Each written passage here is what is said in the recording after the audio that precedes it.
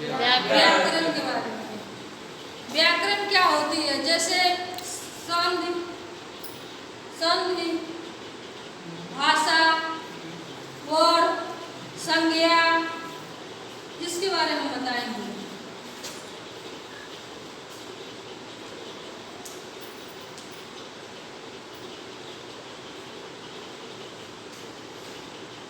ये क्या है? व्याकरण।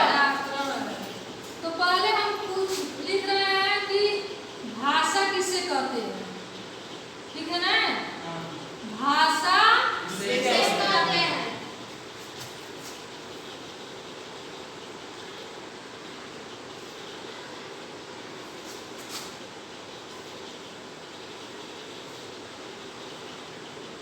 क्या है? भाषा किसे कहते हैं। तो उत्तर हम लिखेंगे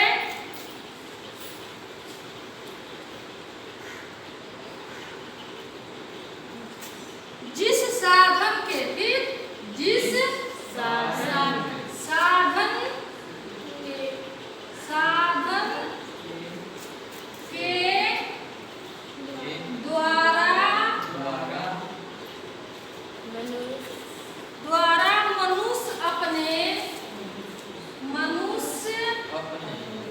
मनुष्य अपने भाव, भाव और विचारों, और विचारों को,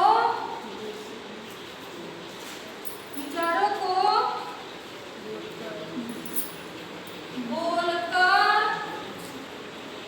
बोलकर या लिखकर, लिखकर प्रकट करता है, उसे भाषा कहते हैं।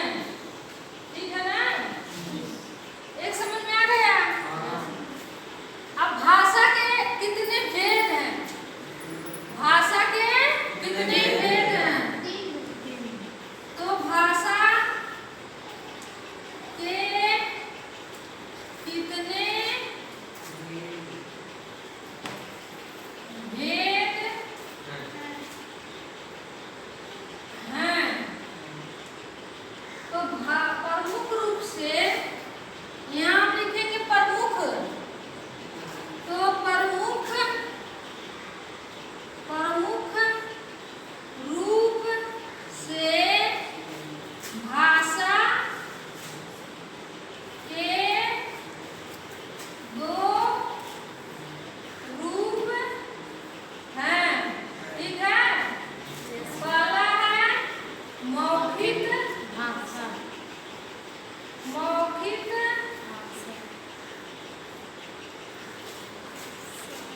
भाषा, और दूसरा है लिखित भाषा, लिखित भाषा। समझ में आया? समझ में आ गया ना? अब हम इसको मिटा रहे हैं।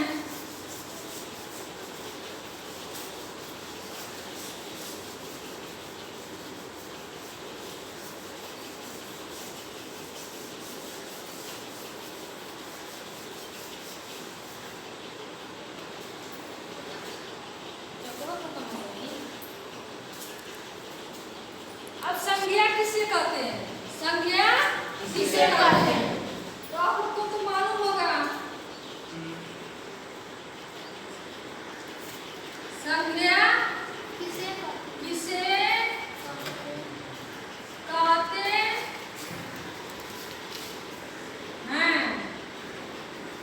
ठीक है ना? तो अब उत्तर क्या लिखोगे? हाँ? किसी स्थान, वस्तु, किसी प्राणी, वस्तु, स्थान के गुण, अवस्था,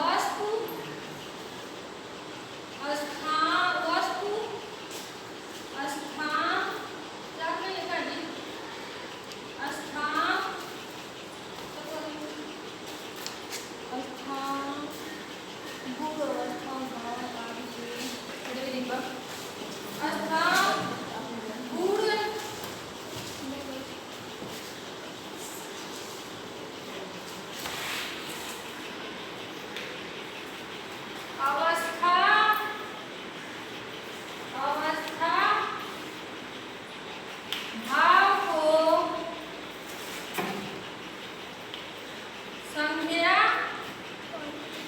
आप भी बोलो संज्ञा कहते हैं।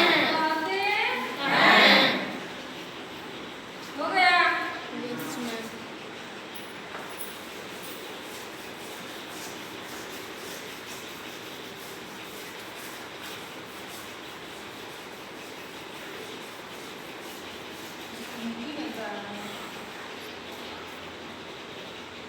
अब संज्ञा के कितने भेद हैं? संज्ञा के कितने भेद हैं?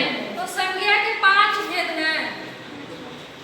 व्यक्तिवाचक संज्ञा, जातिवाचक संज्ञा, भाववाचक संज्ञा, समूहवाचक संज्ञा और द्रव्यवाचक संज्ञा। 5 भेद का मालूम है ना? यस इसमें लिखना पड़ेगा। नहीं याद। याद है? हाँ? हाँ। चलो तो संज्ञा के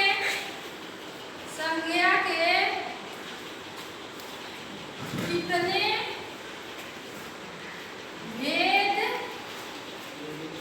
हैं? ठीक है, तो संज्ञा के 5 भेद हैं। पहला है, बोलिए आप लोग, पहला है व्यक्तिवाचक संज्ञा, व्यक्तिवाचक संज्ञा, वाचक संज्ञा, संज्ञा। दूसरा है जातिवाचक संज्ञा, जातिवाचक संज्ञा, संज्ञा। तीसरा है समूहवाचक संज्ञा। समूहवाचक संज्ञा, संज्ञा। चौथा है भाववाचक संज्ञा, भाववाचक संज्ञा। तीसरा, पांचवा है द्रव्यवाचक संज्ञा, द्रव्यवाचक संज्ञा। संज्ञा। समझ में आ गया? Yes ma'am. अब हम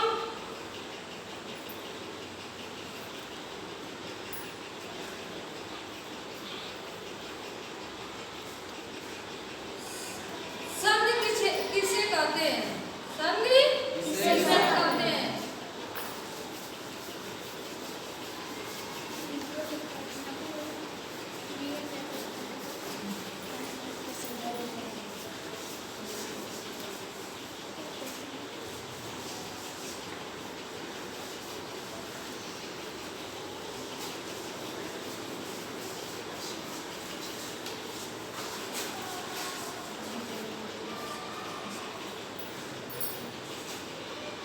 संधि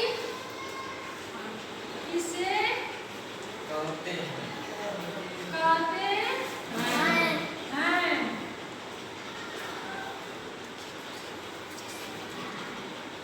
उत्तर में डाल लीजिए।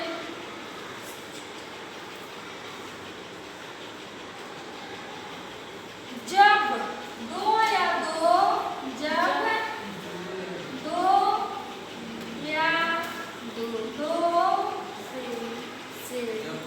से अधिक, बोलते रहो। जब दो या दो से अधिक, अधिक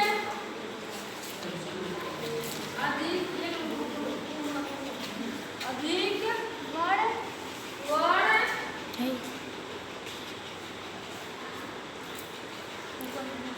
पूरा हटा दीजिए।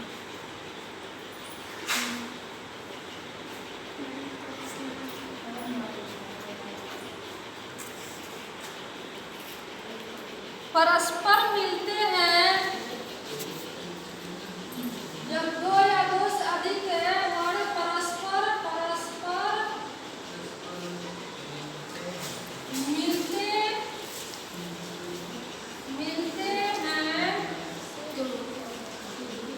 तो उनके रूप में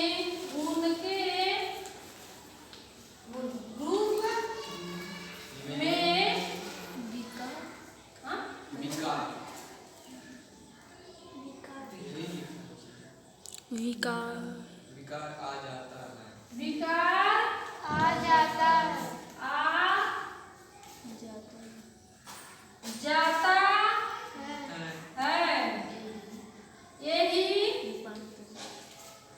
संधि यही